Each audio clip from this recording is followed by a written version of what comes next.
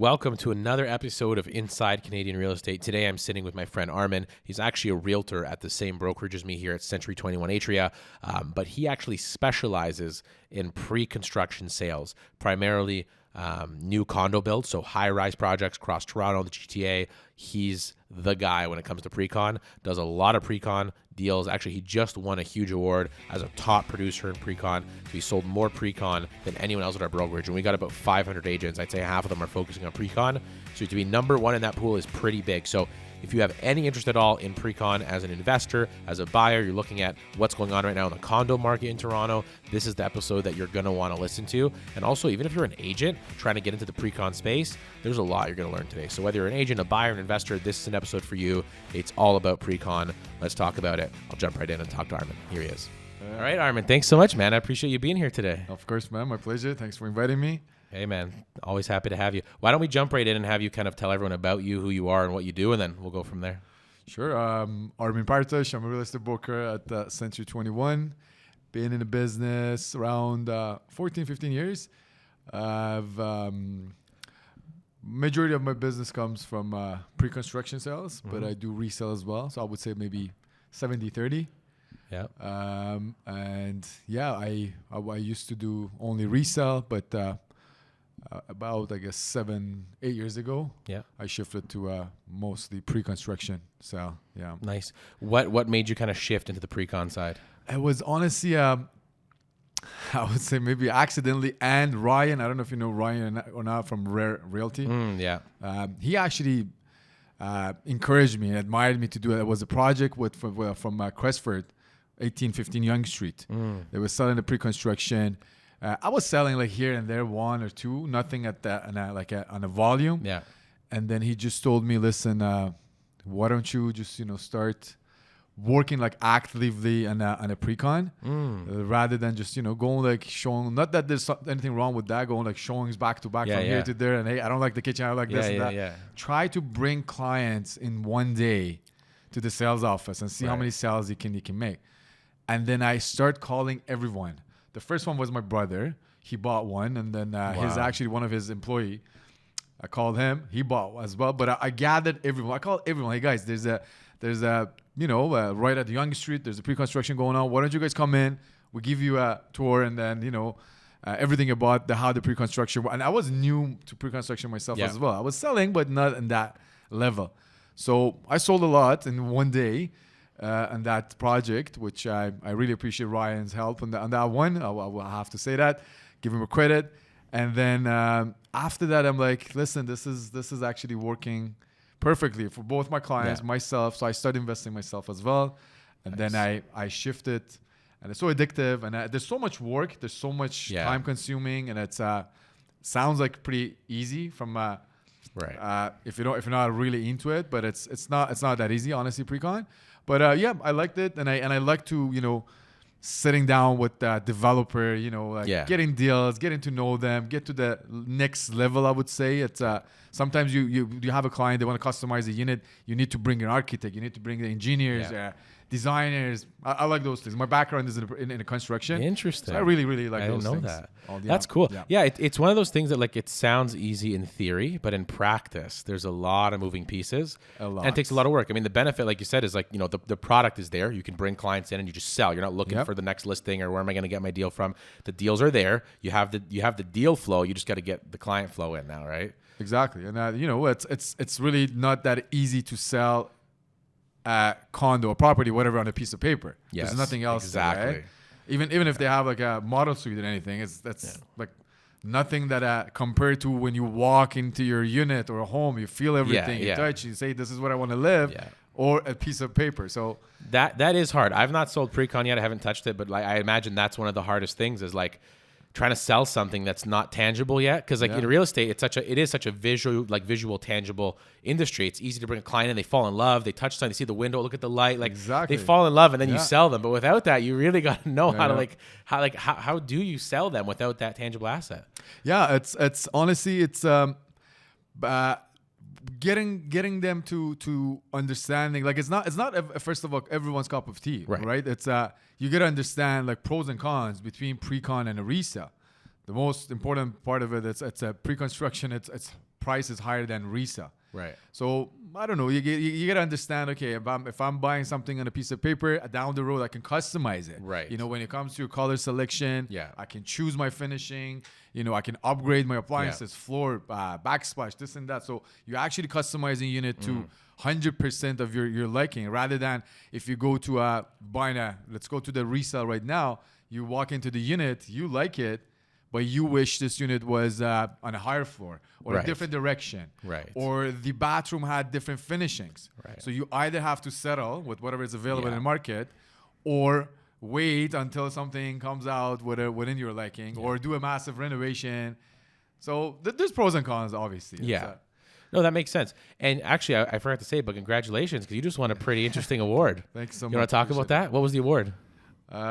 Pre-construction top producer of the year. It's a big deal. Yeah. For a brokerage like Atria, because we're both at the same brokerage. Right. There's a lot of pre-con done here. Yeah. So basically be the top producer of one of the biggest brokerages doing it is a big deal. Thank you. No, That's I'm a really big deal. I'm very, very grateful for my clients that trust in me. Honestly, it's it's not a one or two deals. These are all my repeat buyers. They come Right. in, and that back to your question, if they buy one pre-con and they don't make good money out of it, or they lose money, that buyer is gone. Like, they're not gonna come Right. back to me again and say, hey, now Trust. you're introducing this project, I want to buy. So I gotta be very, very careful that this project that I'm selling to you as a buyer, you're gonna make money. So that's a do that. But thank you so much. Yeah, that I'm very grateful for team as well, for Stephen Chow, that he helps a lot. Is a big shot in pre-construction brokerages out of there. Yeah. So I'm very grateful. Thank you so much. Yeah, no problem, man. It's a big achievement. I know how hard it is, and it's definitely something that you build over time. And like you said, the reputation is the biggest part of it. A lot of people get into anything really in life and in business, and they don't really go very far because the reputation catches up. You can do good for 1 year, for 2 years, but to do good over and over and over and over and grow the way you have, it's because people trust you. Like, it's not one-off transactions. So, man, it's a big deal, and you did it in a big brokerage that does a lot of these deals. So you really stood out. Thank you. And it's inspiring. I know a lot of new agents, like, that's definitely an avenue, because a lot of new agents coming into the business, they don't have clients yet. They don't have listings to put up. And so one of the ways, I mean, I know a lot of our management here pushes is like, hey, get into pre-con because we have the deals. What do you think about that, and kind of what advice do you have for those new agents? Yeah, but it's that's a great point. It's the pre-con for the new agents can be your listing. You know, just especially right now, man. In this market, you can become a VIP agent. Like, for us, it took a long time to become a VIP broker, because they give you a threshold. Like, you gotta send this many, you gotta sell this many units, and you continuously gotta sell in every project. Otherwise, they're not gonna give you allocation, or you're not the VIP anymore. Right. But right now, in this slow market, it's the best opportunity for agents to become a VIP. Why? Because you go to the developer and say, hey, listen, how many inventory you have? Like, you're not selling well, obviously. Like, most of the projects are not selling well. You got to be very honest. Yeah. So, hey, what if I bring you 3? You don't need to bring 10. Yeah. You don't need to bring 15 like before. I bring you 3 buyers, and if they buy, would you put me on your VIP list for the next project, and I get allocation? And that allocation becomes your upper, like, that's the best thing you can have in a pre-construction market, that you get your allocations, right? Because you sell or you co-op with the other agents. Either way, you win it. So right now, as a new agent, grab those listings to put it out as your as your own listing. It's your listing, advertise, do whatever you need, send it to your buyers, start selling, and as soon as you feel like I have 2 or 3 buyers, go to the developer. Hey. What I need in return is just become your VIP. Yeah, no, I love that. And especially like at our brokerage, like with Steven, it helps a lot. Like, I know you have a little bit of your own thing and you have some of your own allocations and relationships, but like, Steven is essentially handing a brand new agent can come into Atria and start selling. Like, Steven has the allocations and we can market the projects and we can move projects from day one. That's a pretty big plus. And the commissions are pretty, I mean, I know they're spread out, but like, a lot of people don't realize they're pretty strong. It's pretty strong. And it's honestly, if you do well, I was just actually talking to one of our top producer agents last night at the Christmas party. Some different brokerages Christmas party.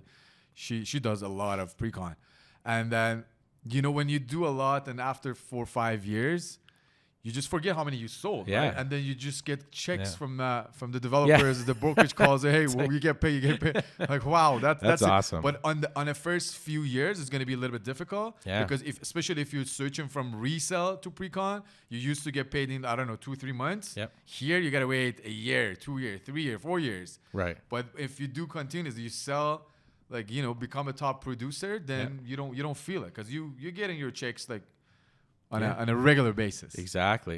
Yeah, that first year is going to be rough, and I've heard some of those stories. It's like, man, I've sold 10 units, but like I don't have any money. Where's all my money? So that first year is like tricky, but once it catches up, for sure, I can imagine it's like it's mailbox money. It just starts, the checks start coming in. You don't even realize it. And if you don't mind to add this, it's like for top resale brokers or agents, when they come to pre-con, they get so much surprise. Like, first of all, they don't like pre-con for some reason. I don't want to get to that. Yeah. But it's funny that they don't know much details about the pre-con. Right. When they understand, actually, they become interested. Yeah. Oh man, that's a great segment of our market that I can tap in. And I add to that again, resale agents can do very well in a pre-con right now because they buyers or sellers, they have like equity, sitting on an equity, in homes and houses, and they can invest it in pre-con, rather than ours are tapped in. Like they don't have the capacity to invest anymore, because they invested so much. So for them, it's a great opportunity as well, again, to get into the pre-con.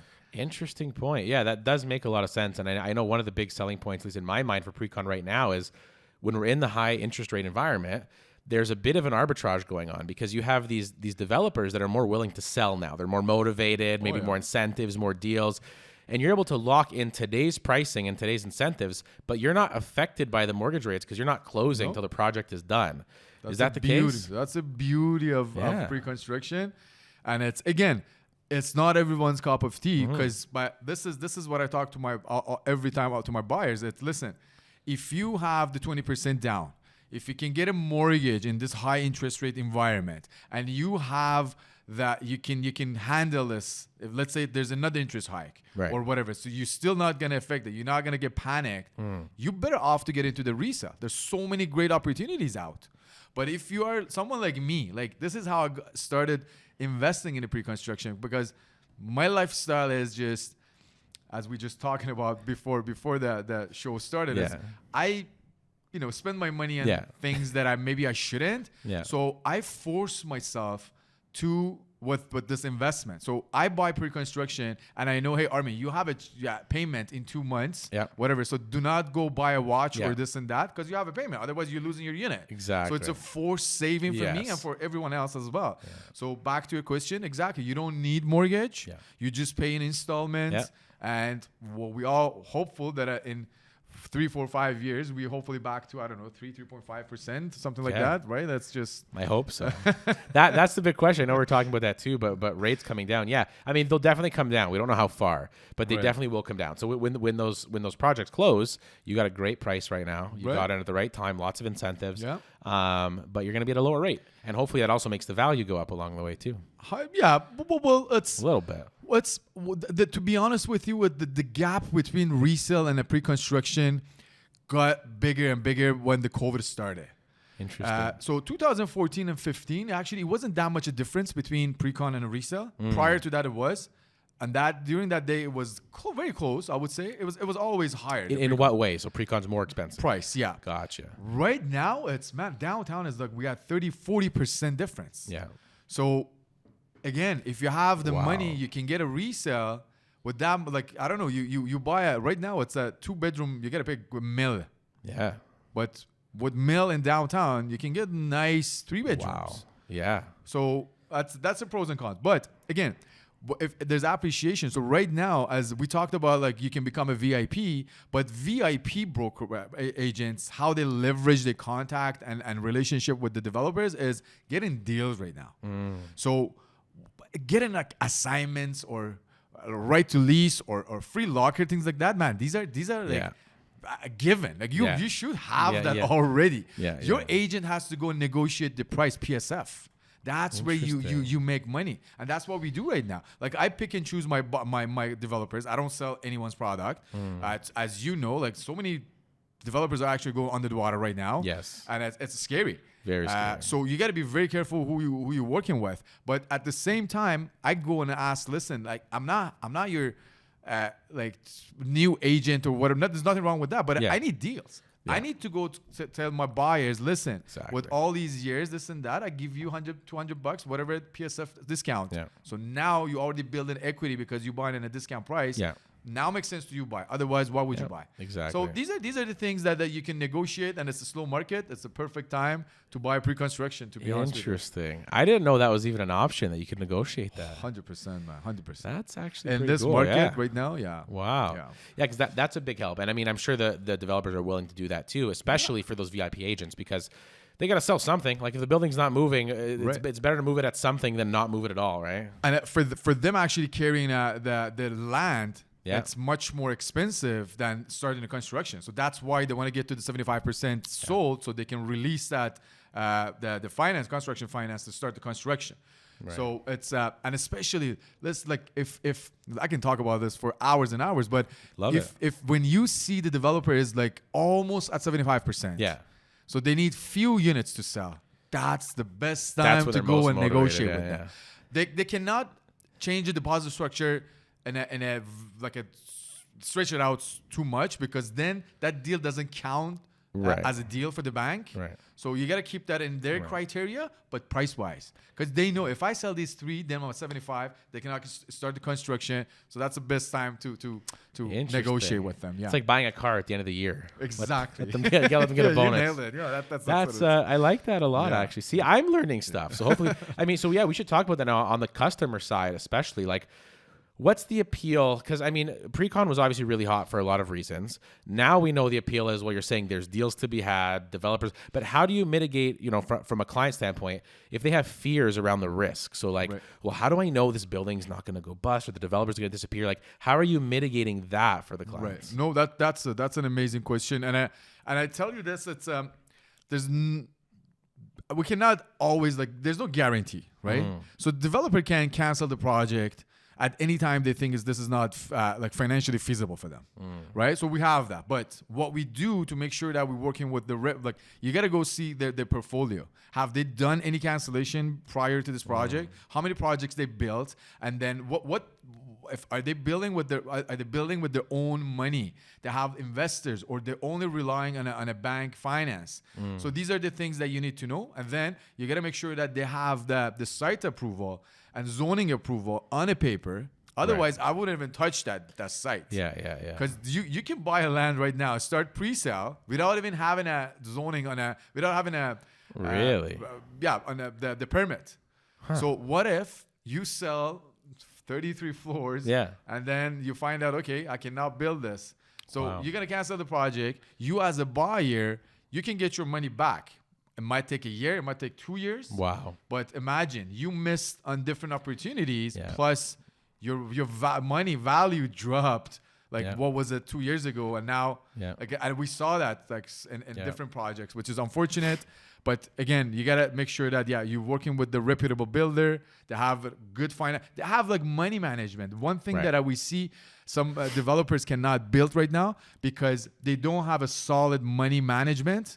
This is what it is. So when prior to COVID, they sold projects.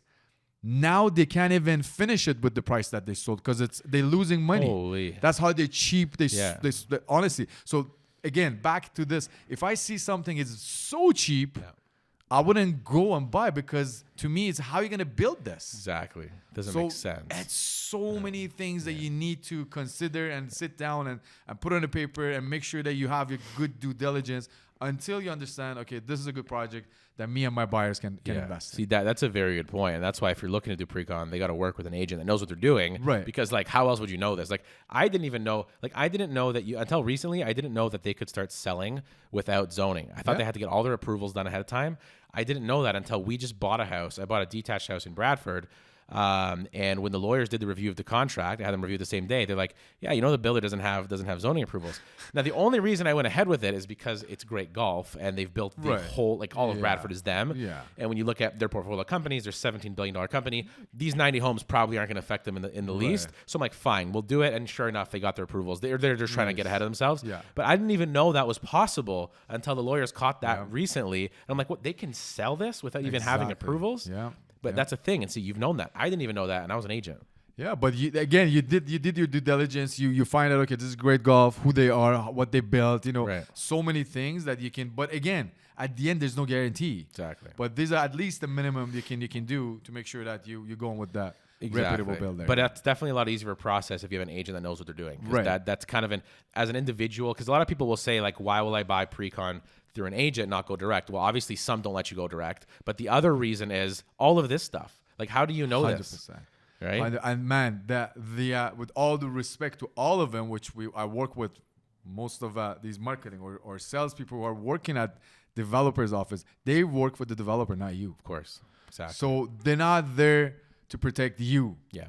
So the little things that we actually talk about, we go and negotiate, they won't do it for you. Yeah. And there's nothing wrong with that. They work for the developer, not for you. So having an agent who actually knows in and out about the pre-construction can save you a lot of money. I remember this.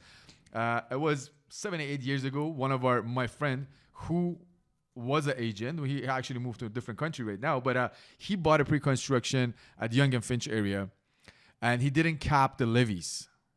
It was a townhouse. On the closing date, he called me and said, how much I have to pay for the development charges and levies and stuff? I'm like, how much? $55,000. Wow. I'm like, dude, you didn't cap? So what's capped? I'm like, you got to cap all these costs. Otherwise, they can increase it as much as they happen, because that levies and stuff increases every year. City increase those charges. He didn't cap and was an agent, and he had to pay $55,000. And the ones who were capped it at $15,000. Wow. So he paid $40,000 more than the other ones who capped those costs. So he just signed the contract that basically said we can charge you whatever we want on closing. Yeah, if there's no cap, There's if no you don't cap cap levies, it, not every whatever they want, but whatever the price of that, whatever day they incur. Exactly. Yeah, 100%. Yeah. That's a big one. Like, I know that, at least I knew to look for. And luckily, Great Golf just has that. Like, they'll put a cap from the beginning. Yeah. We can charge you $20,000. We won't charge you more than that. Fine. But not having that would be really scary. Yeah. Now they do. They cap it. But again, we go and negotiate that even to make it lower than that. That's but awesome. Again, like capping levies and stuff, you got to go read the agreement and see what they actually capping. There's a soft and a hard cap. So when you have that 10 days cooling off period, we send it to our lawyer who's specialized in the pre-con. I'm like, listen, can you tell us they capped, I don't know, for X amount for the levies and development charges, but what else is left on the table to pay? And then they come up, hey, there's another $10,000 actually, because the hydro is not in it, the levies for the park is not, the education levy is not there. So you got to go back to the developer, say, hey, we want actually everything to be capped, not just what you said, because that's tricky again as well. So that's why the 10 days cooling off period there. So it's there. So yeah, that makes sense.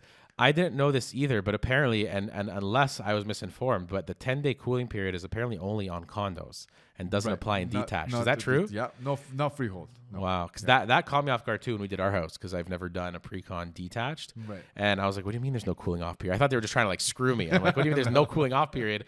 And she's like, no, there's no cooling off period. It's detached. I don't know the logic. Like, do you know the logic there? Have you ever explored that? Why?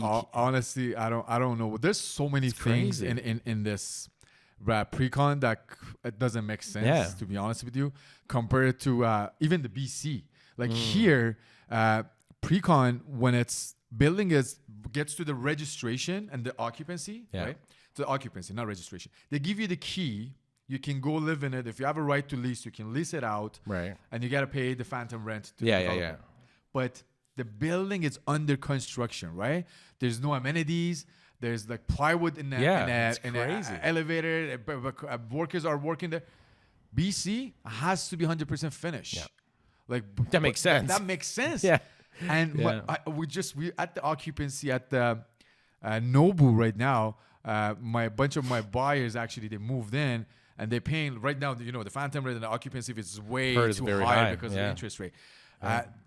my colleague says, listen, like forget about amenities. Like there are nails and the screws and things like that on the floor that can hurt me. Why am I paying this much maintenance fee and including in my phantom rent? Yeah. That's the law. Like there's nothing you can do, and it's gonna take another year, maybe 6 months. Maybe I'm wrong, to finish all those amenities, and the building is up and running. And how long can they charge that for? It's 12 months or 24 months? As much as they can take. Really? Yeah. So if the worst one was Pier 27. That project took 2 years. Really? From occupancy to final closing, man.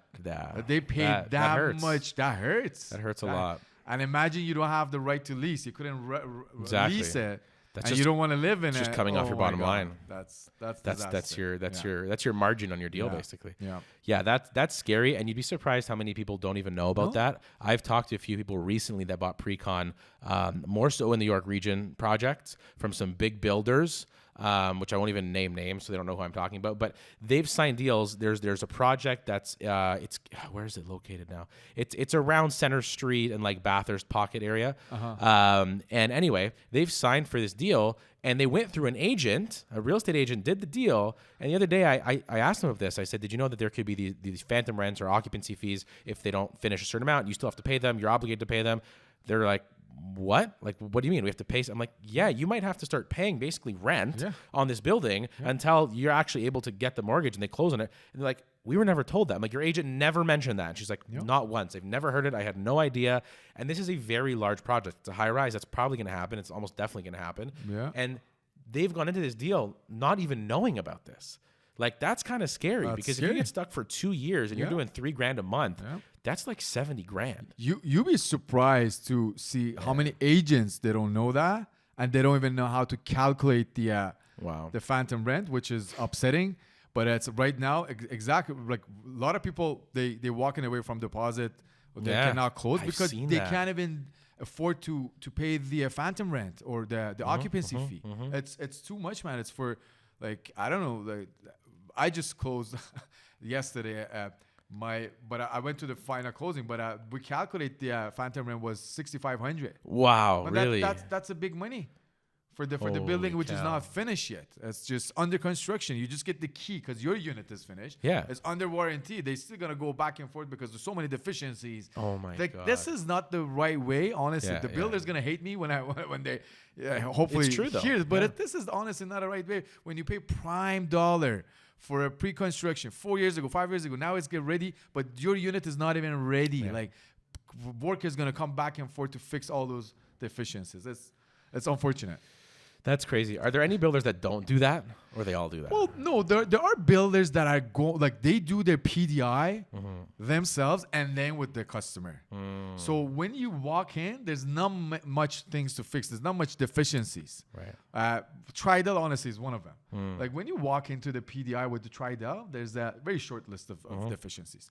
There's so many builders, like good builders, they do that. Tridel just came to my mind. Yeah. But some of them, they don't. I don't want to name who, but my own was a big list of deficiencies. Oh, man, that's tough, especially when you're paying such a premium and these things are not cheap. Like you expect to move into something that's ready. Right. So no, I'm all for that. Like talk about legislation changes. I think that should be something. 100%. I should move into a finished project. Yeah. Right. Not an unfinished project. That's always bothered me. Even in detached, like when you move into a house and the neighborhood is like, there's no roads, there's no grass, there's mud, there's no driveway. Like you can't get your car up without covering it in mud. You can't even get up the curbs. Like, and you have to move in. Like you have no choice. To move in. Yeah. Like that's crazy to me. And imagine who's at fault, who's under blame when these things happens with your client. Agent. It's the agent. They're not gonna call the builder and say, hey, why? Hey, Mr. Agent, Mrs. Agent, why you sold me this? So again, back to the first question you said, when you buy a pre-construction, man, you gotta explain everything to your clients. Hey, after 5 years, when you got your unit ready, these are the possibilities. You might live there, which is still under construction. You might don't have a gym for another 6-7 months. Yeah. There's mud, this and that. You gotta pay phantom rent. Yeah. Or you still want to buy. Yeah. So all that said, do you still think it's a good time to invest in pre-con? I would say, to be honest with you, in past years that I sold a lot of pre-con, this is the perfect time to buy pre-construction. Again and again and again. The It's not motivation. everyone's cup of tea. Yeah. But if you are into pre-construction, you want to invest in pre-construction, this is a perfect time because market is slow and that negotiation, it's Right. you got the brush and just paint, man. It's just that's what you're gonna do. Go ask for whatever you want. That like compared to a year and a half ago, which I'm not saying which developer, but when I have my allocations, the first round they give you allocations. Usually they give you a week, right? Right. So you sell where it's at. The second round, when it comes, it's on a first come first serve, and there is a marketing company, a developer. They like to do it at the very late evening. So they start at like 9, 10 p.m. Wow. So you got to prepare your client because market was hot, and they text you. I have a text message. She texted me, say, hey, you have this unit, 5 minutes. What? And it was 12 a.m. Oh my god. So I got to call my Okay, client at come 12 on. a.m. and say, listen, this Yeah. is the unit you wanted. You asked me to bring it for you, but you have 5 minutes. But this is what happened. I don't tell you the project, whatever. So I sent it. She was prepared because I told her, stay up. This is what happened with this developer. I sent. She said, again, give me 5 minutes. Let me talk to my husband. She got back to me, say, we want it. I text back, I'll take it. She said, sorry, sold. What? Man, it was literally 6 minutes. That's And that I'm ridiculous. not saying that market wasn't healthy, honestly. But that from there, we are here right now. Yeah. So negotiate. Go Yeah. to the market, deposit structure, incentives, whatever you want.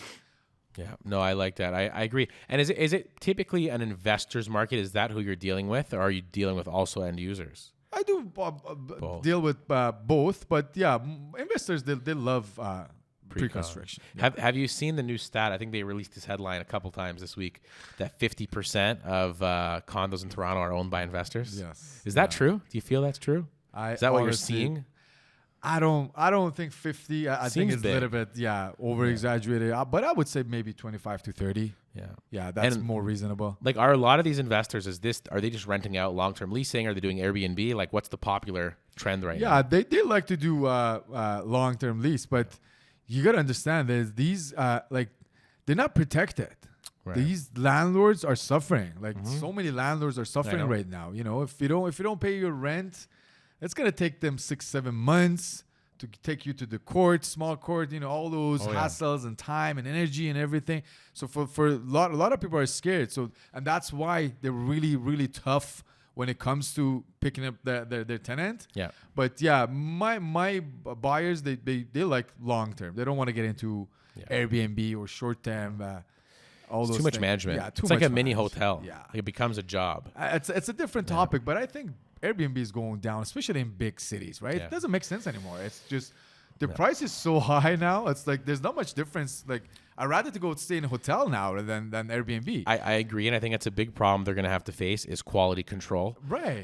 When I go to a hotel, I know the level of service I'm going to expect, right? And when I go to that hotel, I know how I can get service if I need it quickly. Like if there's something wrong, I'll go to front desk. It's solved. Exactly. How many times we've gone? We did a bit of a because we had a baby last year, and so we couldn't travel congrats. Thank you. And we couldn't travel internationally, so we did these like staycations where like every month we'd do a new city, like Ontario, all over the place, up north, east, west, everywhere. And we did an Airbnb every single time.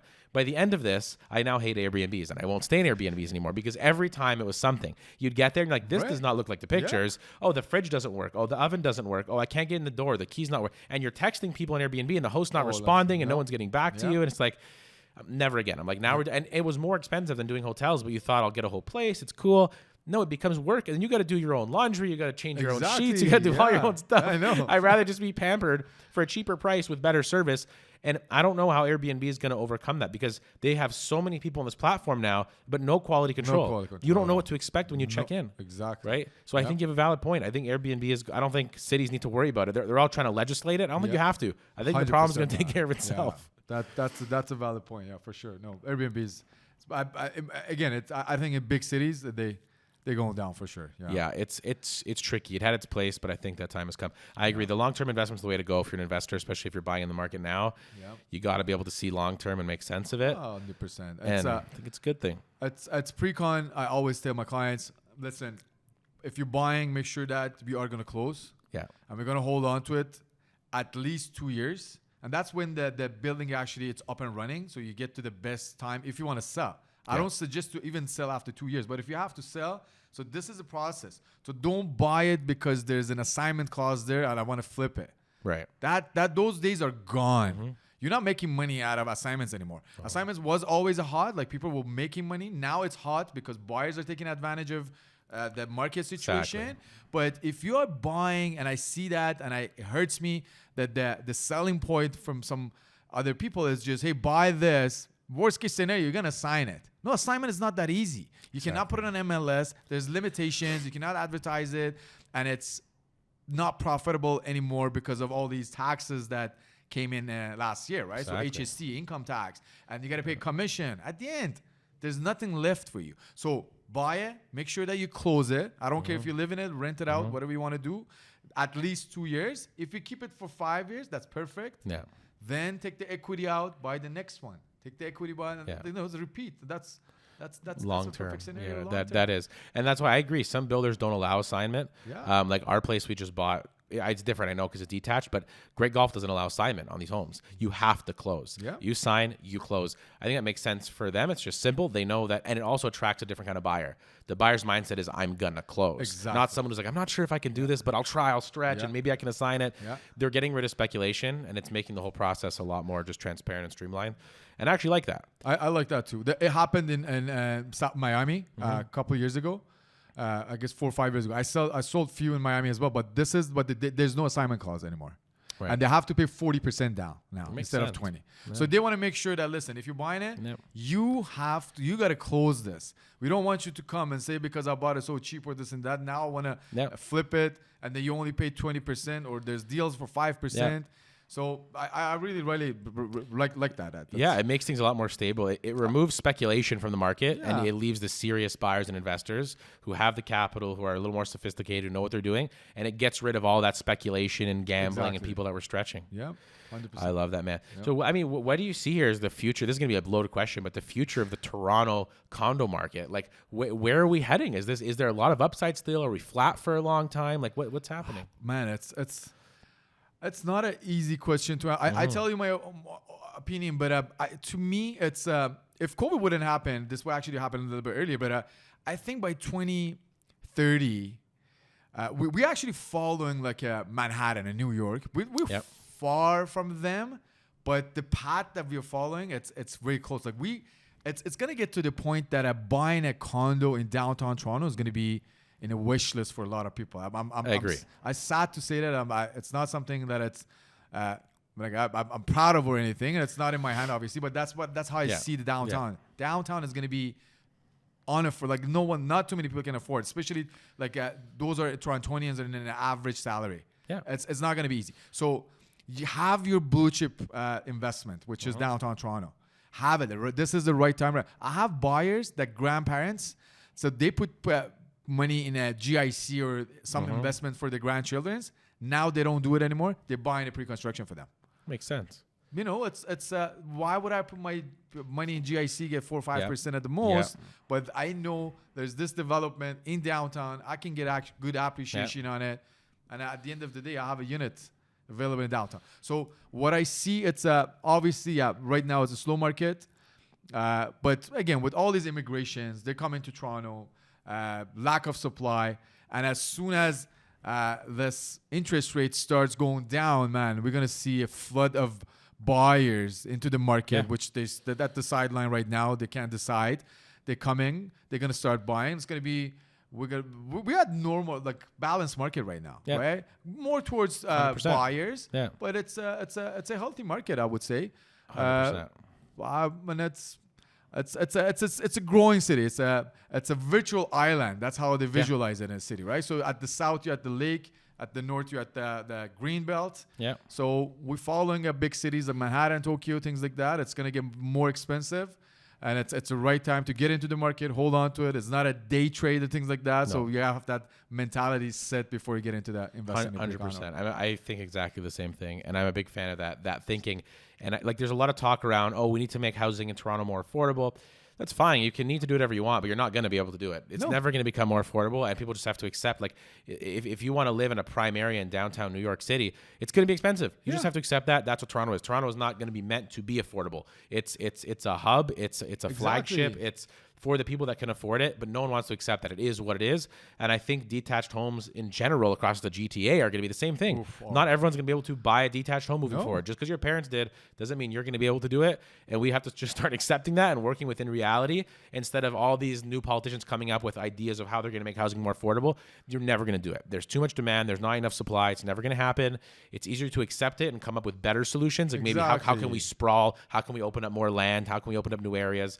Than trying to figure out how to make downtown Toronto more affordable. 100%, man. No, you nailed it. The politicians, when did you see the first one step they took for affordable housing? There's nothing, absolutely nothing. It takes them 3 to 5 years to get a permit for the condo builders. Yeah. And if you reduce that, if you let them to do their job, it's going to be more affordable for them, and they can come up with the better pricing. But it is what it is. It's going to get. But all these tech companies are coming with all these. These guys are making like triple of the amount of that the average Torontonian is making. So they can afford to go and live and pay the rent or buy or whatever. So if you cannot afford, sorry, you got to get out of that downtown Toronto and live in the suburbs or whatever the case is. 100%. Yeah, we have that weird mentality of like I deserve to be somewhere because I want to be, and that's just not the case. Like it's you have to just work with reality. I know. And unfortunately, that's what it is. And you make a good point with this policy. Like they always talk about it, but they do nothing. And it's funny to watch them talk about what should we do? I'm like, nothing. Just get out of the way. If you just stop doing stuff, it'd actually be better than you trying to do stuff. Like let builders build, let land get opened up, let projects happen. There's so much red tape. There's so many developmental charges. There's so many things you have to jump through to get anything built. And then they all stand in front of the TV saying like, oh, we're trying to come with ideas to make things more affordable. Just stop existing. If the government went on vacation for 6 months, housing would get more affordable. I know. Like they just have to not be involved. That's good. I like that. But it's the truth, man. And that's the problem in this country is like we're not friendly to entrepreneurship. We're not friendly to development. We're not friendly to business. And we need to get more of that. And that's how you get prices down. That's how you get things more. Because the market wants to be the market.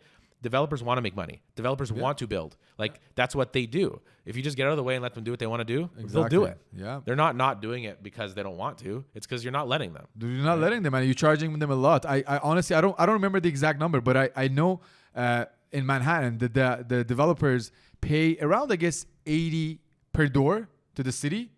Guess how much they're paying in here in Toronto? How much? Almost $140 per door.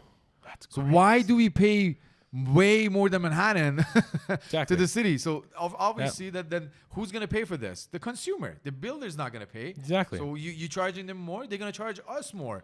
It's just there's taking absolutely zero step to resolve this issue. And you're right.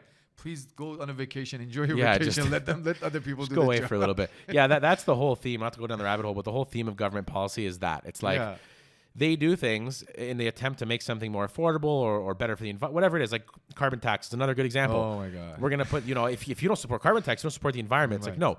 Carbon tax means that everyone pays more because everything that you're buying gets there on a truck, on a plane, on a boat. My food's now more expensive. My clothes are now more expensive. All my building materials, which is my housing. They talk about housing being so crazy and it's the fault of investors. It's like, or it's all the tax and layers you're throwing at everything every 3 seconds that's making it unaffordable. 100%. Right? And that just hurts the people at the bottom. It hurts the people that already can't afford to live. But they enact these policies with the theme of we're trying to help them. But you're not helping them. No. You're hurting them. No, you're not. Right? So that's definitely a big problem in Toronto, and hopefully that changes. I hope so. And I think it will, and I think that's going to be very hopeful. I think the condo market's going to be actually stronger than ever when you look 5-10 years from now. Oh, yeah. Partially because of all that. Like there is less, correct me if I'm wrong, but there's less new project starts now happening, right? Yep. So there's going to get to a point where we had a lot of building. It's going to pause a little bit, and the inventory will even out over the next few years. Exactly. And I think if you own that prime real estate in Toronto, 3-4 years from now, you're going to look back and say, yeah, I'm really glad I did that. 100%, man. That's exactly what's going to happen. Plus, on top of that, there's so many cancellation. Yeah. And then by the time we get to the market that people are out, they're buying, the interest rate is low, the immigration is here, it's going to be a shortage of inventory. So if you have something, you can hold on to it. And let me just explain this quickly as well. Yeah. So if you haven't if you bought something, you cannot close, because you cannot get the mortgage, just bring someone in, do the joint venture. Give them some equity from what you paid. Don't lose the whole money. Hold on to it. Close it with the hard money. Yeah. Pay a little bit more interest. And after 2-3 years, you're gonna laugh. You're gonna cover all those interest that you paid because as you nailed it. Honestly, man, when we get to that point that everything is back, people are buying, interest rates it's low. There's not gonna be much inventory in downtown Toronto. Yeah, I agree. I 100% agree. And history gives us that answer already. We know. You look at New York, like you said, you look at any of these cities, and like you look at London, it's just, that's what it's going to be. Doesn't matter what you do.